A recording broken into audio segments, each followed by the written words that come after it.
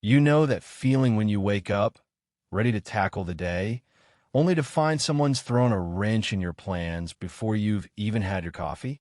That was me, Jake Miller, one crisp fall morning on my farm in Willow Creek, Tennessee, when I stepped outside to feed my cattle and saw a brand new, sparkling Mercedes-Benz parked right in front of my barn door like it was claiming my land as its personal parking lot. The chrome gleamed, the paint screamed money, and it was blocking the only way I could get my tractor out to do my work. Now, I knew exactly whose car it was. Belinda, the HOA president who acted like she ruled this corner of the county. She was leaning against that shiny beast, sipping a latte, her designer sunglasses perched like a crown, smirking as if she'd already won some game I didn't know we were playing. I'm no stranger to hard work, been running this farm for 25 years, ever since my dad handed me the keys to the tractor and told me, "Jake, this land's your legacy. Don't let anyone take it from you." But Belinda?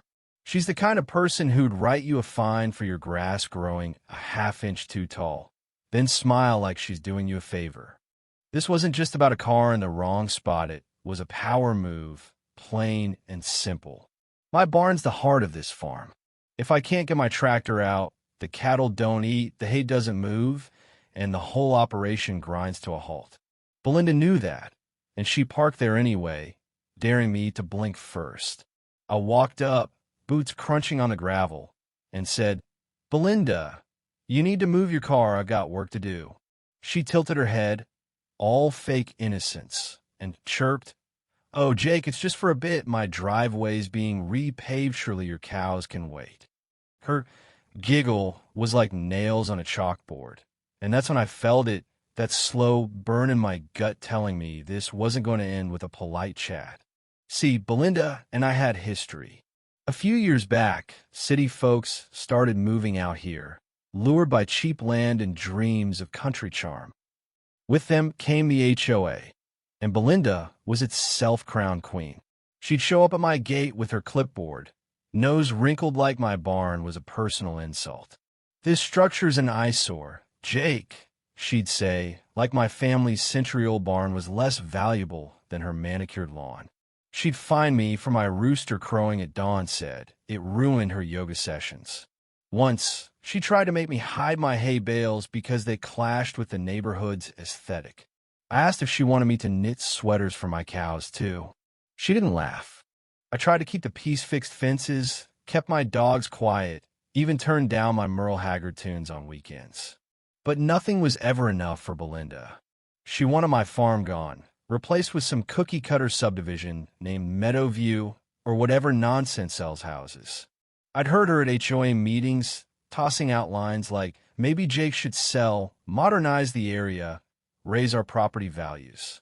It wasn't about property values, it was about control, and she hated that my dusty boots and old tractor didn't bow to her rules. That morning, staring at her Mercedes, I knew this was her latest move to break me. I tried reasoning one more time. "Belinda, this ain't a parking lot. Move it now." She waved me off. "Relax, Jake, it's not like your farm's going anywhere." Oh, but it was going hungry if I didn't act. I called the sheriff's office, hoping Deputy Carson, a guy I'd known since high school, could help. He sighed over the phone. "Jake, it's a civil matter. HOA stuff unless she's trespassing, my hands are tied." Belinda overheard, her smirk growing wider. "Told you, Jake, my husband's tight with the sheriff's department." I was fuming, but I wasn't about to give her the satisfaction of seeing me lose it. I turned and headed for the house, her laughter trailing me like a bad smell. That's when the idea hit, sharp and clear as a bell. My dad's voice echoed in my head. "Son, when someone blocks your way, you don't ask twice, you move the obstacle." And my obstacle? It wasn't just that Mercedes, it was Belinda's whole campaign to choke out my way of life. I wasn't playing her game anymore. By noon, the neighborhood was buzzing. Folks gathered along the fence, phones out, whispering like they were at a county fair waiting for the main event. My buddy Sam, who runs the feed store, leaned over the gate. "Jake, You gonna let her walk all over you? I didn't answer, just kept my eyes on that car, its chrome winking at me like it knew something I didn't. I tried one last time, walking up to Belinda, calm as I could manage. Last chance, move it, or I will. She laughed. Oh, Jake, you're adorable when you're Majo play with your tractor. That was it. I didn't yell, didn't argue, I just walked to the shed, every step heavier than the last. My John Deere was waiting, its green paint chipped but proud, like a soldier ready for battle. This tractor wasn't just a machine, it was my partner, pulling me through floods, droughts, and long nights of hauling hay with my dad. I climbed in, the seat creaking under me, and turned the key. The engine roared, deep and alive, shaking the ground like it was ready to settle this score. As I rolled out, the crowd hushed. Belinda's smirk faltered, her sunglasses sliding down her nose. I could see her calculating, wondering if I'd actually do it. The neighbors' phones were up, recording, their whispers turning to gasps. I didn't care about the audience, this wasn't for them.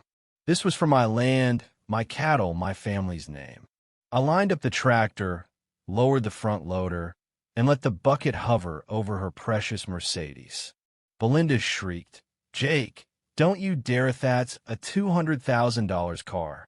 I didn't flinch, just locked eyes with her through the cab window and eased forward. The first crunch was like music metal folding under the bucket, the hood crumpling like tinfoil. The windshield shattered, glass spraying like confetti. The car's alarm wailed, a pathetic cry against the tractor's growl. Belinda screamed, You're insane. I'll sue you. But her voice was drowned out by the sound of her pride being flattened. The crowd erupted, some cheering, some shouting, all filming. Sam hollered, Give it to her, Jake.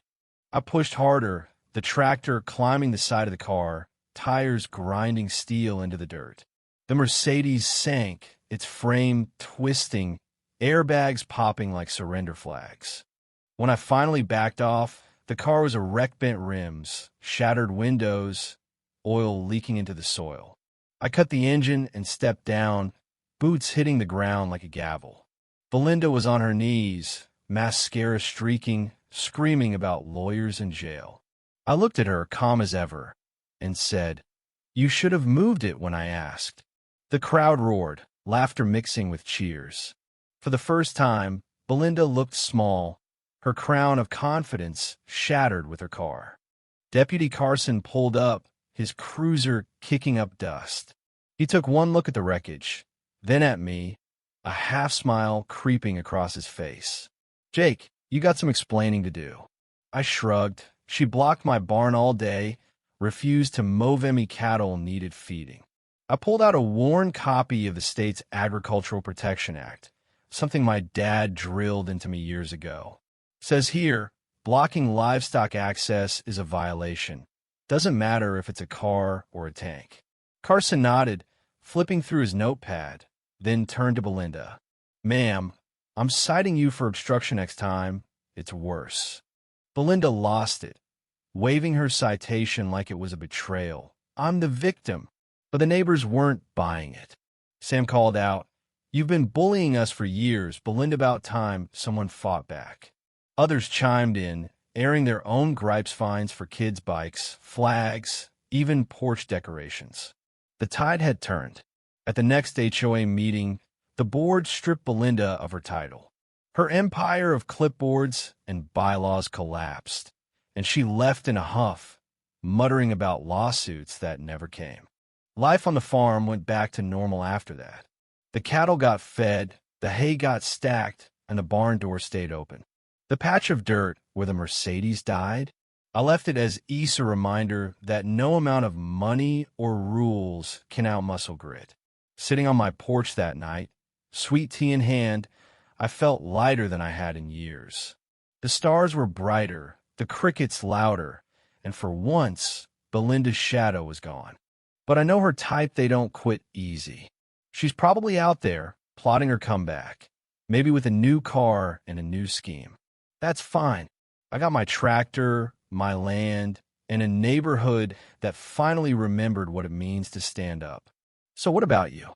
Ever had a Belinda try to run your life with their rules and fancy toys? What would you do if someone parked their ego in your way? Drop your story in the comments. I am reading everyone. And if you like this tale of a tractor taking down a tyrant, hit that subscribe button, because trust me, out here in Willow Creek, the drama's never far off.